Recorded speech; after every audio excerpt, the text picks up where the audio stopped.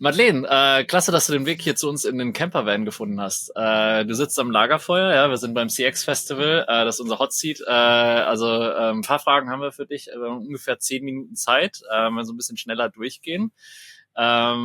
Ich würde super gern, bevor wir irgendwie reinsteigen, einmal nochmal auf deinen Hintergrund eingehen. Du bist lange im Kundenservice unterwegs, aktuell bei der MKK.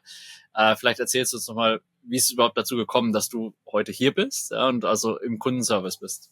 Ja, erstmal vielen Dank für die Einladung, lieber Jan. Ich freue mich sehr, heute hier mit dir ins Gespräch gehen zu dürfen. Genau, mein Name ist Madeleine und aktuell bin ich die Leiterin des Vertrieb und Service Centers der MKK, meine Krankenkasse. Und ja, zu meiner Historie vielleicht kurz. Ich bin seit 16 Jahren bei der MKK und habe da quasi als Trainee damals angefangen und klassisch den Beruf der Sozialversicherungsfachangestellten gelernt und habe dann nach erfolgreichem Abschluss im Backoffice gearbeitet, klassisch, habe dann nebenbei noch studiert und konnte dann erste Erfahrungen auch im Projektmanagement sammeln und bin dann auf das Thema Führung gestoßen, wo ich dann zuerst verantwortungsvolle Aufgaben in den Projekten übernommen habe und bin dann in die erste Teamleadstelle im Kundenservice. Das ist gut 7 Jahre her.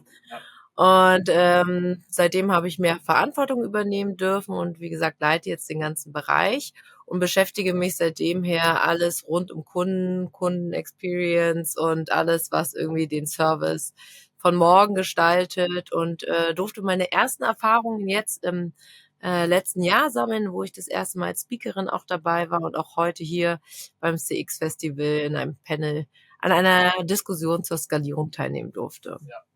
Ja, und im CX Festival haben wir jetzt im Moment also Lagerfeuerstimmung, wir haben irgendwie den Campervan, in dem wir sitzen, draußen geht so langsam schon die Sonne über dem See unter. Was ist dein Eindruck vom Tag erstmal, bevor wir in unser Gespräch reingehen? Also wir haben viel irgendwie Verbindungen gesehen, links und rechts. Ich weiß nicht, wie für dich heute die Gespräche und die Diskussionen waren. Ja, also Verbindung trifft es ganz gut und vor allem intensive Verbindungen, die eine gute Qualität haben, finde ich. Es gibt viele Netzwerkveranstaltungen auf dem Markt und es gibt halt viele Messen, ne, CCW und Co. Was es hier so besonders macht, finde ich, ist es, dass es ja eine andere räumliche Atmosphäre natürlich ist, aufgrund des Open-Air-Charakters und dass die Auswahl der Menschen, die hier sind, jetzt sich nicht nur auf C-Level und CEOs beschränkt, sondern halt auch wirklich Entscheidungsträger dabei sind. Also auch schon Head-of-Ebene oder auch Teamleads habe ich heute gesprochen, die halt wirklich an der Basis sind und mit den Produkten dann auch arbeiten. Und das macht es spannend und ja, eine gute Gelegenheit, sich da mit Kollegen auf jeden Fall auszutauschen. So, und jetzt haben wir bei der Gelegenheit haben wir ein Kartenspiel mitgebracht, ja. Also wir Ja. sind ja beim Festival, wir haben irgendwie uns überlegt, was kann man denn machen, so ein bisschen Pep hier Mhm. reinzubringen. Und das Feuer haben wir dabei. Draußen Ja. sind schon die ersten Leute wahrscheinlich am Barbecue irgendwo. Wir machen jetzt holen mal die Karten Es raus. riecht auf jeden Fall schon nach Grill. Und guck mal hier, da sind die Cards Against Complexity, die müsstest du jetzt auch bei dir Ja. sehen. Für alle, die das Spiel noch nicht kennen, Cards Against Complexity ist wie Cards Against Humanity. Gibt immer eine Frage, einen Satz, und den wirst du jetzt gleich vervollständigen müssen. Ja? Es gibt 3 Optionen, die du dir aussuchen kannst, aber eine davon musst du auswählen. Das ist nicht immer ganz einfach. Jetzt schauen wir mal, was hier drunter liegt. Also, dein Kundenservice-Team hat echte Probleme, Tickets zu lösen. Zu viel manuelle Arbeit, ist alles irgendwie, müssen extrem viele E-Mails geschrieben werden, es werden Überstunden gemacht. Als Kundenservice-Leiterin hilfst du ihnen, dass sie nicht im Burnout landen, indem du ihnen tägliche Tanz-Sessions gibst, damit sie sich echt endlich mal irgendwie auslassen können, freuen können und irgendwie die Moral nach oben geht. Du ihnen einen Office-Hund zur Verfügung stellst, einen Bürohund, mit dem sie sich treffen können, mal zwischendurch einfach austauschen können oder ihnen eine Umarmungs-Sessions organisierst. Ja, es gibt ja manchmal so jemanden, der einfach kostenlos Umarmung gibt, einfach mal, wenn man es braucht. Ja. Also ich hätte die 4. Antwort genommen. Ich hätte gesagt Neck Attack. Ich weiß nicht, ob ich mal eine Werbung machen darf, aber diese Massage to go, Ja. die kommen ja in die Büros und massieren, da war ich schon dran. Aber ansonsten würde ich mich zwischen dem 1. oder dem 2. entscheiden, weil beides machen wir tatsächlich. Also unsere Kollegen dürfen ihre Hunde mitbringen und man merkt schon, wenn die da sind und durch die Boxen und rein im Callcenter laufen, macht das eine gute Stimmung und steigert auf jeden Fall die Motivation und Harmonie auf jeden Fall. Aber auch jetzt, tanzen tun die nicht, aber wir machen so ein Moving. Also einmal am Tag kann jeder Mitarbeiter so 15 Minuten eine aktive Pause machen und da haben wir Multiplikatoren, die quasi dann vorturnen, sage ich jetzt mal, und die Kollegen mitmachen. Das machen die digital, aber halt auch vor Ort an den Tagen, Da wo haben sie wir im Büro irgendwie sind. 2 von den 3 Fällen schon getroffen. Ein Office, ein Bürohund, ich glaube, also das ist ja irgendwie so die Verbindung, die ist immer irgendwie da. Tanzen, aktives Tanzen ist irgendwie eine Sache. Jetzt gibt's noch alles mögliche andere, was man machen kann, um irgendwie aus dieser Falle rauszukommen. Und du hast eine ganze Weile jetzt mit deinem Team gearbeitet. Wir haben uns im Vorhinein drüber unterhalten, Transformation, irgendwie Veränderungen in dem Team herzubringen, wahrscheinlich auch in einem eher traditionellen Unternehmen im Versicherungsbereich. Neben diesen, sagen wir mal, diesen 2 Beispielen, die wahrscheinlich eher irgendwie in der Ecke sind, ich brauche Energie in der täglichen Arbeit, die nicht die 15 Minuten sind, sondern die anderen 8 Stunden. Was hilft dir da? Was hat dich da hat in den letzten Jahren geholfen, um das Team also an den richtigen Ort zu bringen und die Transformation in eurem Team nach vorne zu bringen?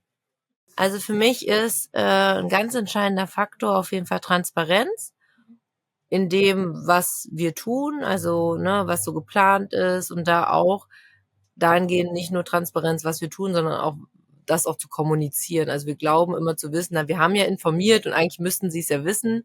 Und wenn man dann doch mal genauer hinhört, wissen sie es meistens doch nicht. Ne? Von daher da wirklich, also man kann nicht zu viel kommunizieren aus meiner Sicht, da wirklich transparent umzugehen, okay, was kommt, was ist geplant, wann ist es geplant, wie ist es geplant und vor allem, was für Auswirkungen hat es am Ende auch für die Mitarbeitenden. Und zum anderen ist es für mich nicht nur Kommunikation, sondern auch Beteiligung. Und das halt nicht nur so, wir machen mal eine Umfrage und horchen mal, was ihr wollt, sondern auch in den Entscheidungen sie mit zu beteiligen und von Anfang an in den Prozess mit einzubeziehen. Das ist aus meiner Erfahrung ein guter Schlüssel, um die Changeability da zu erhöhen, auf jeden Fall. Und auch die Notwendigkeit vielleicht zu erkennen, warum manche Dinge, wie zum Beispiel jetzt einen Bot einzuführen, keine Gefahr ist, sondern auch ihnen helfen kann in ihrer täglichen Arbeit. Jetzt nehme ich mal mit, also Transparenz verstanden, ja, wir müssen irgendwie klar kommunizieren, mitnehmen und selber erfahren, irgendwie selber mitmachen, auch verstanden. Wie sieht das denn in der täglichen Arbeit aus? Also du hast ja wirklich dein Team da, die kommen montags morgens rein, mitten in so einer Veränderungsphase. Ja? Irgendwie, wie sieht ein Tag oder eine Woche aus, in der ihr wirklich was Neues einführt? Ich weiß nicht, was du als letztes eingeführt hast. Ich meine, Kundenservice verändert sich die ganze Zeit. Vielleicht, wenn ihr den Bot eingeführt habt, was mache ich dann mit dem Team am Montagmorgen? Ich würde gerne einfach mal so ins echte operative Geschäft rein. Also am Montagmorgen machen wir nichts, da sind wir für unsere Kunden da, weil die sind ganz aufgeregt vom Wochenende, weil sie vielleicht Post bekommen haben und da telefonieren wir fleißig oder sind in anderen Skill unterwegs. Aber wir nutzen Zeiten, die wir halt erkennen aufgrund guten Workforce-Management, wo es anrufärmer ist, sag ich mal, wo wir in kleinen Gruppen die Kollegen immer zu den aktuellen Themen rausholen. Wir nennen es bei uns einen fachlichen Austausch und das ist halt rund um alle Themen, sei es jetzt eine Wissensvermittlung, weil wir ein neues Beratungsthema haben, oder halt, um zu informieren, was ist gerade so der aktuelle Stand. Jetzt bei dem Bot-Projekt, wir sind seit gestern in der Testphase, ist es so, dass wir natürlich da auch letzten Freitag, wo wir immer unser Team-Meeting haben, dann den Projektleitenden, der im Lead ist, eingeladen haben, der nochmal transparent erzählt hat, was genau ist, wie lange geplant, wie viel Calls routen wir. Also eigentlich das, was gar nicht jetzt der Kollege an der Basis wissen müsste, sondern mehr Informationen zu geben, um ihnen zu zeigen, okay, ihr seid Teil davon und auch mögliche Fragen, die sie hätten und vielleicht nicht aussprechen würden, auch den Raum zu geben, sie dort zu platzieren und in unsere Gedanken auch mit einzubeziehen. Das ist jetzt dein Kundenservice-Team. Du warst ja vorher im Backoffice. Wie nimmst du den Rest des Teams oder der Organisation mit? Weil im Kundenservice-Team, wir sitzen zusammen jeden Tag, die Fragen kommen um 8 Uhr morgens rein, die hören noch um 18 Uhr abends nicht auf. Irgendwann muss man aber mal irgendwann dann auch nochmal nach Hause sich hinlegen und wieder weitermachen. Aber da habe ich das Team direkt da. Dann hast du aber einen ganzen Konzern, ja, oder eine ganze Unternehmensgruppe dahinter, mit der man auch arbeiten muss. Wie nimmst du mit deiner Backoffice-Erfahrung den Rest des Unternehmens mit, um dem Kunden die bestmögliche Erfahrung zu geben? Es sind unterschiedliche Kanäle auf jeden Fall. Das eine ist über die Führungsebene, alle Führungskräfte von Teamlead hin mitzunehmen, und wir haben so einen Blog, über den wir dann informieren, ne? Es gibt auch einen Slack-Channel, über den wir informieren und sagen, okay, ne, ab dann und dann geht's los, und schon mal so eine Vorankündigung, und dann wird's halt immer tiefer und konkreter, weil die Informationsketten sind ja so schnell, dass man da auch immer wieder nochmal nachjustieren und verfeinern muss. Das ist der eine Weg, also über die Führungskräfte und über halt die Blöcke, die wir haben, sowohl in Slack als auch im Intranet. Und das andere ist halt über Arbeitsgruppen, wo Multiplikatoren sind, die halt zu bestimmten Themen, ne, nicht jeder kann alles und nicht jeder will auch alles, sich mit beschäftigen und an den Themen arbeiten und das dann in die Backoffice-Bereiche quasi sternartig weitergeben und so, und dann Erfahrungen sammeln, weil für den einen Bereich im Backoffice bedeutet das und für den anderen eher was anderes, und da auch nochmal konkrete Bedarfe zu erfragen und Anwendungsfälle, ist es ganz hilfreich, da mit diesen Multiplikatoren zu arbeiten. Und jetzt, also ich hatte vorhin ein Gespräch mit Scott, der leitet die Support-Driven Community, ja, 16.000 unterschiedliche Kundenservice-Leiter global, die voneinander lernen wollen. Wenn du jetzt dir selbst oder jemandem wie dir vor 10, 15 Jahren sagen wollen würdest, damit du heute hier sitzt und eigentlich also ein Kundenservice-Team, so wie du, führen kannst und vielleicht gerade gestartet bist im Unternehmen, was muss ich machen, um irgendwann mal dahin zu kommen, ein gutes Kundenservice-Team zu führen und vielleicht auch mal in eine Rolle zu kommen, in der du heute bist? Also ich glaube, wenn man Führung machen will, muss man Menschen lieben. Von daher ist es schon mal gut, auch Lust darauf zu haben, mit Menschen zu arbeiten und sich nicht nur über die Position zu definieren, sondern das, was man halt konkret tut, also über die Aufgabe.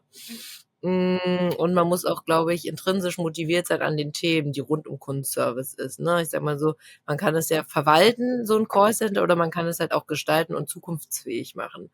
Und da muss man, glaube ich, schon persönlich auch motiviert sein, da sich neben dem Job, der nur 9 to 5 ist, sich halt auch mit solchen Themen, wie wir zum Beispiel auch heute hier, ja, zu interessieren, sich zu auszutauschen mit Experten, ne? Also auch ich bin nicht Experte in allen Themen und kann da viel lernen, und ich glaube, diese Lust auf Neues und zu lernen ist auch ganz wichtig, und natürlich muss man gerne auch sprechen. Ja. Weil Kommunikation ist das A und O. Ja. Und Kommunikation ist das A und O links und rechts, also für Kunden, für Mitarbeiter. Jetzt haben wir irgendwie, also jetzt kommunizieren wir den ganzen Tag, haben viel manuelle Arbeit, der Bürohund hilft, der Tanz hilft, miteinander sprechen hilft, also ein CX-Festival hilft. Lass uns schauen, wir machen gleich unseren Weg wieder raus. Worauf freust du dich noch hier, wenn du jetzt gleich rausgehst und rausschaust, um das CX-Festival abzurunden? Erstmal auf den Grill, weil ich habe ganz schön Hunger. Und ich bin auch gespannt auf die Performance von dir beim Wakeboarden. Da wurde es hier schon hoch angepriesen, ja? Da muss ich noch mal irgendwie andere Skills rausholen. Also ich schaue mir das auf jeden Fall von der Seite an, aber lass uns mal schauen, ob wir beim Grill was bekommen und vielleicht noch jemanden beim Wakeboarden sehen. Ja. Besten Dank dir für deine Zeit, Madeleine. Freue mich auf den Rest des CX-Festivals mit dir. Merci, vielen Dank.